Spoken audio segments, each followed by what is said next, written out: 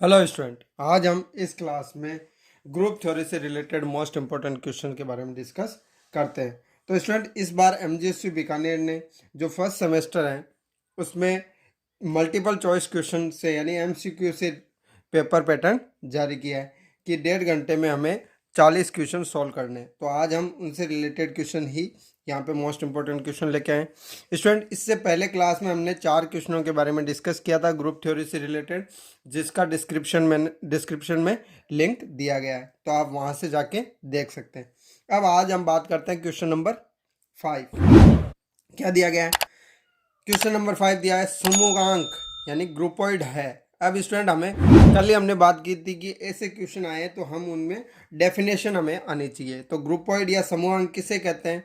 तो हमें पता है कि कोई बीजीय निकाय, जैसे हमारे पास कोई बीजीय निकाय है, बीजीय निकाय, तो कोई बीजीय निकाय हम ले लेते हैं जी स्टार। ये अब समूहांक होगा, कब होगा?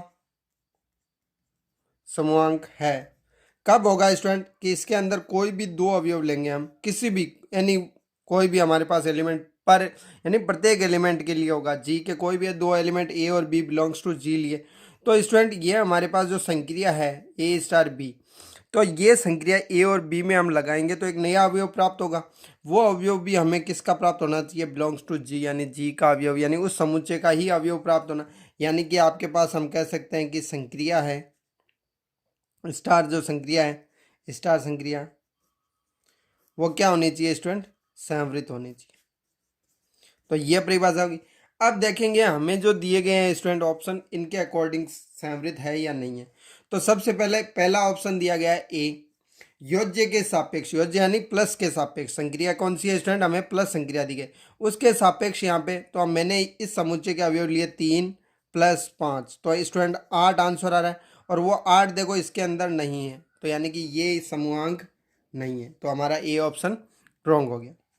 फिर दूसरा है योज्य के सापेक्ष। नेक्स्ट स्टूडेंट, हमें एक समुच्चय और दिया गया है, तो इसके अकॉर्डिंग क्या हो जाएगा? जैसे मैंने यहाँ -2 और +-1 लिया, तो स्टूडेंट यहाँ हमारे पास रिजल्ट क्या होगा? -2 एंड -1 यानी -3।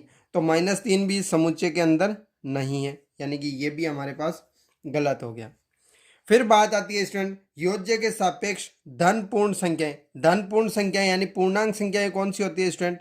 डब्ल्यू से हम जिन्हें रिप्रेजेंट करते हैं 0, 1, 2, 3 डैश डैश, तो ये हमारे पास संख्या है। लेकिन यहाँ पे उसने कहा धन पूर्ण संख्याएं यानी कि डब्ल्यू प्लस, यानी कि उसमें क्योंकि 0 तो ना तो प्लस होता है ना ही माइनस, तो हमारे पास 1, 2, 3 डैश डैश, तो ये संख्या है। तो ये स्टूडेंट कौन सी संख्याएं हो जाती है? प्राकृत संख्याएं। अब ये योज्य के सापेक्ष यानी योग के सापेक्ष, तो देखो स्टूडेंट इनमें कोई भी अवयव, दो अवयव ले लो। जैसे 1 और 2 लिए तो आंसर आया 3, तो 3 भी क्या होता है? Belongs to natural number. कोई भी संख्या जैसे 16 + 15 ले लिया, तो हमारे पास संख्या कितनी आएगी? 31, वो भी एक प्राकृत संख्या। यानी कि ये योज्य के सापेक्ष जो धनपूर्ण संख्याएं हैं, जिनको हम क्या कह सकते हैं? इसको स्टूडेंट और ऑप्शन में हम लिखें तो क्या ग्रुप हो जाता है? या नेचुरल नंबर एंड संक्रिया कौन सी है? प्लस। तो इस जो हिंदी में दिया है योज्य के सापेक्ष धनपूर्ण संख्याएं, उन्हें हम इस प्रकार रिप्रेजेंट कर सकते हैं, या फिर इन्हें हम डब्ल्यू प्लस एंड प्लस संख्या इस प्रकार भी रिप्रेजेंट किया हुआ एग्जाम में आ सकता है। तो ये स्टूडेंट संवृत है, तो संवृत होने के कारण इसका आंसर क्या हो गया? सी। और उपयुक्त सभी, क्योंकि ऊपर के दो नहीं है तो उपयुक्त सभी तो होगा ही नहीं। और अनुत्तरित प्रश्न स्टूडेंट, इस बार हमें ओएमआर में 5 ऑप्शन मिलेंगे वहाँ पे, तो जो पांचवा यानी कि जिस क्वेश्चन को हमें नहीं करना है उसके लिए ई ऑप्शन होगा। तो आंसर क्या रहेगा? अनुत्तरित प्रश्न, यानी हमें इसका उत्तर नहीं देना। तो ये तो होगा ही नहीं स्टूडेंट, यहाँ पे हमारे पास आंसर क्या हो गया? सी। तो इसका आंसर हम सी राइट कर देंगे। इसी प्रकार हम बात करते हैं नेक्स्ट क्वेश्चन के लिए, तो आप स्टूडेंट इसका स्क्रीनशॉट ले सकते हैं। नेक्स्ट अगला है स्टूडेंट कि मोनोइड है। अब यहाँ पे हमें स्टेटमेंट दिए गए हैं, हमें देखना है कि मोनोइड कब होता है। तो हमने पहले ही बात की है स्टूडेंट कि मोनोइड होता है, मोनोइड में क्या होता है कि कोई साम्य समूह, साम्य समूह होने के लिए हमारे पास कोई भी बीजीय निकाय हो, बीजीय निकाय, जैसे हमारे पास जी स्टार है, ये मोनोइड कब होगा स्टूडेंट? मोनोइड है जब आपके पास सबसे पहले तो दो इसमें अवयव कोई भी हो ए बी, तो वो क्या होने चाहिए स्टूडेंट? संवृतता होनी चाहिए। तो ए बी स्टार बी भी किसमें जी का अवयव होना चाहिए, यानी कि संवृत्तता लागू हो। तो यहाँ पे संवृत्तता लागू होनी चाहिए। तो देखो हमारे पास अब फिर बहुत आती है स्टूडेंट जो केवल संवृत्त अभिग्रहित का पालन करें। तो संवृत्तता होती है, तो हमें अभी बात करके आए कि संवृत्तता केवल लागू होने पे वो बनता है समूहाभ। फिर स्टूडेंट हमारे पास प्रतिबंध आता है जीवन। जीवन होता है साचर्यता। साचर्यता लागू होती है स्टूडेंट तीन अवयवों पे, ए बी और सी बिलोंग्स टू जी। किस प्रकार, A star B star C equal to A star कोष्टक बी स्टार सी।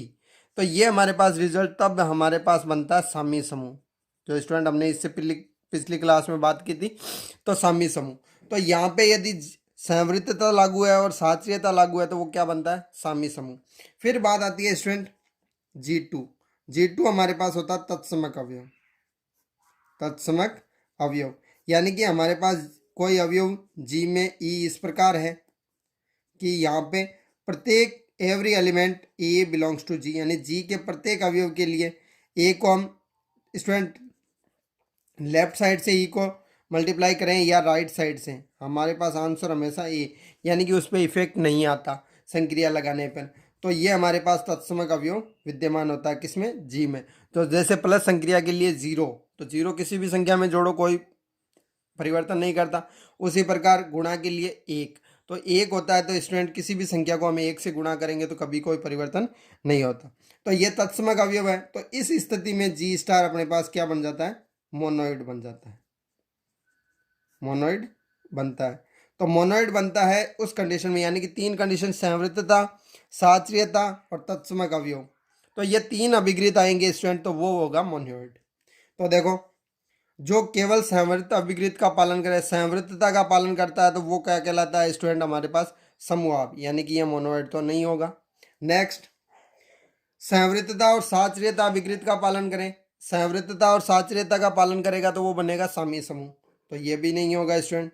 नेक्स्ट, संवृत्तता, साचर्यता एवं तत्समक अभिग्रहित का पालन करें, यानी कि ये मोनोइड होगा। हमारे पास तीन गुण होंगे स्टूडेंट, संवृत्तता, G1 और G2।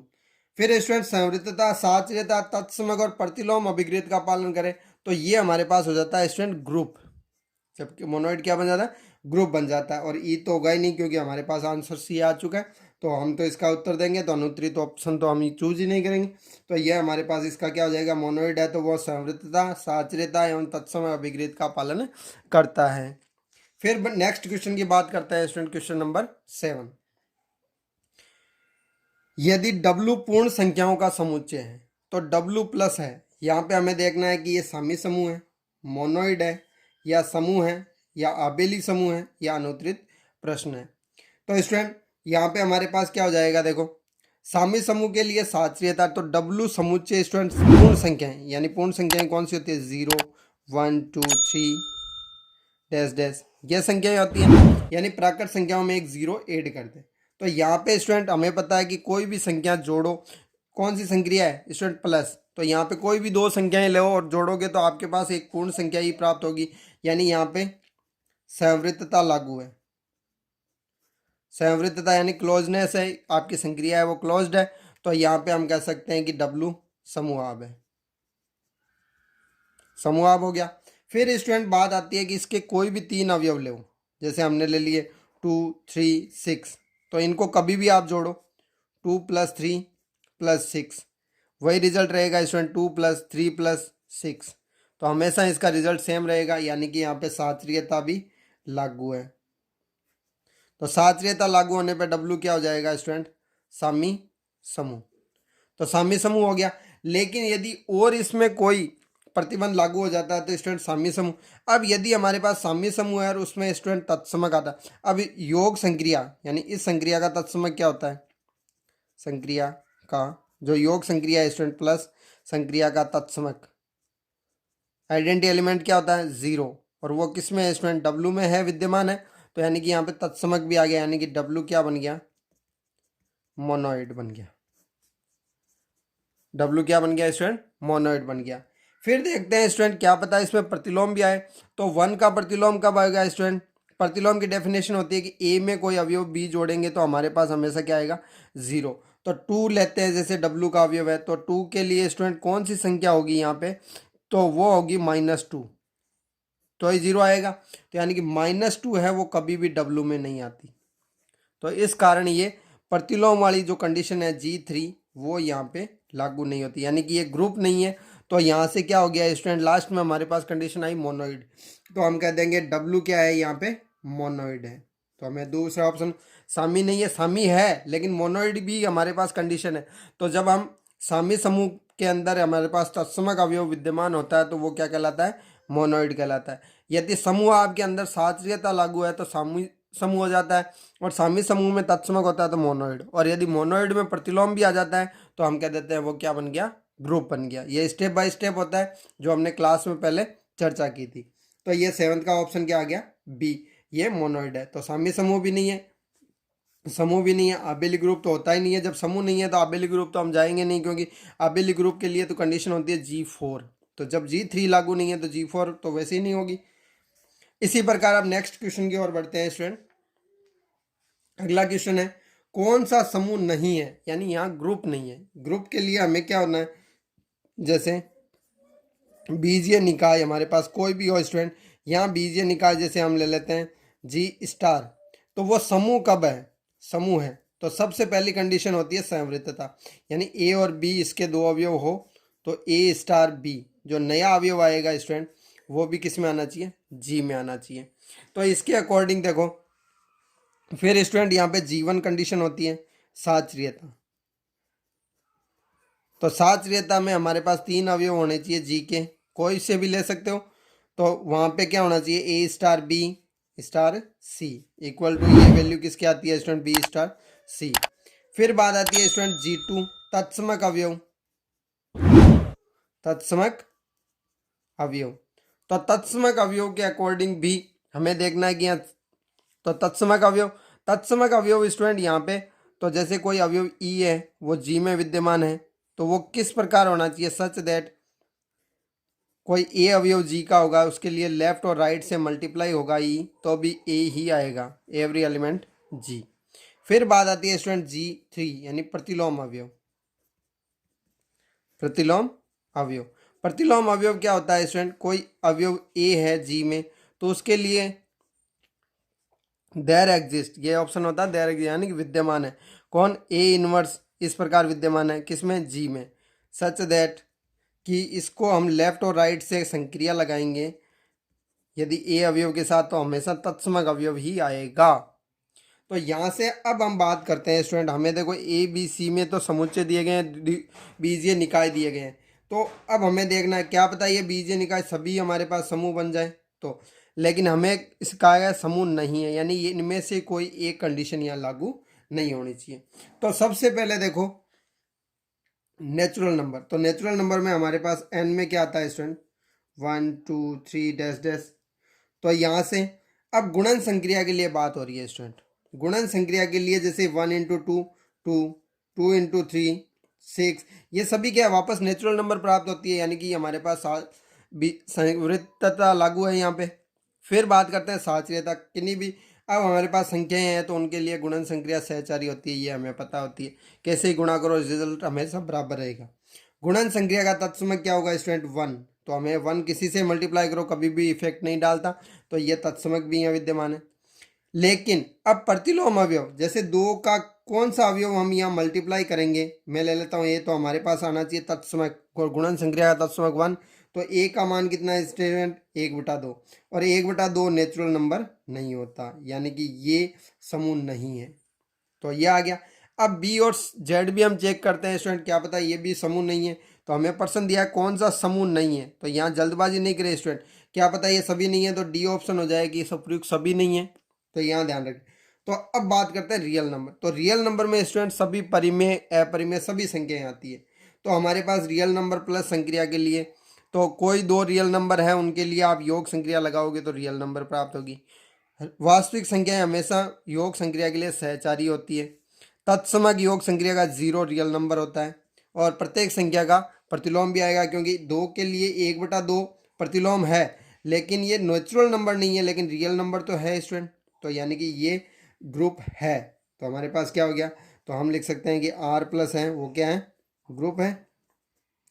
फिर बात करते हैं स्टूडेंट जेड और प्लस।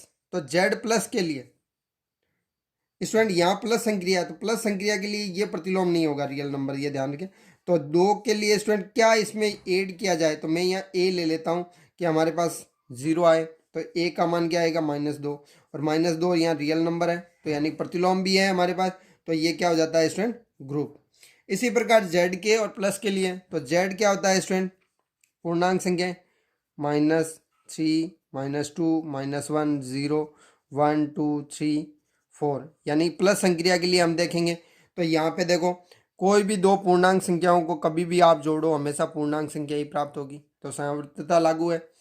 कोई भी 3 संख्याओं को हम प्लस में करेंगे, यहाँ पे किसी प्रकार हम उसको सॉल्व करेंगे तो हमेशा रिजल्ट सेम रहता है प्लस संक्रिया के लिए, यानी सहचारी भी है। यहाँ पे देखो 0 अवयव भी हमें तत्समक अवयव भी मिल रहा है जेड का, तो हम कह सकते हैं प्लस संक्रिया तत्समक अवयव भी है, यानी कि सेकंड कंडीशन। फिर कहते हैं कि प्रतिलोम अवयव, तो जैसे 1 का प्रतिलोम स्टूडेंट -1, 2 का -2, 3 का -3, 4 का -4, यानी सभी के प्रतिलोम अवयव यहाँ विद्यमान है, यानी कि ये भी हमारे पास क्या हो जाएगा, जेड प्लस भी ग्रुप है। तो ये कंडीशन भी आ गई, तो यानी कि उपयुक्त सभी तो ग्रुप नहीं है, तो ग्रुप क्या हो गया स्टूडेंट, केवल पहला हमारे पास ग्रुप नहीं है, यानी कि इसका आंसर हमें पूछा है कि समूह नहीं है, तो यानी कि इसका ऑप्शन हो जाएगा ए, यानी कि एन डॉट डॉट का मतलब है गुणन संक्रिया, तो ये ग्रुप नहीं है, तो इसका आंसर ए होगा। तो इस प्रकार से स्टूडेंट ये कुछ मोस्ट इंपॉर्टेंट क्वेश्चन की हमने डिस्कस किया, आप इसका स्क्रीनशॉट ले लीजिए स्टूडेंट, ये क्वेश्चन ही एग्जाम में से ही पूछे जाएंगे। अब नेक्स्ट क्वेश्चनों के साथ मिलेंगे अगली क्लास में, तब तक आप पढ़ते रहिए, थैंक यू।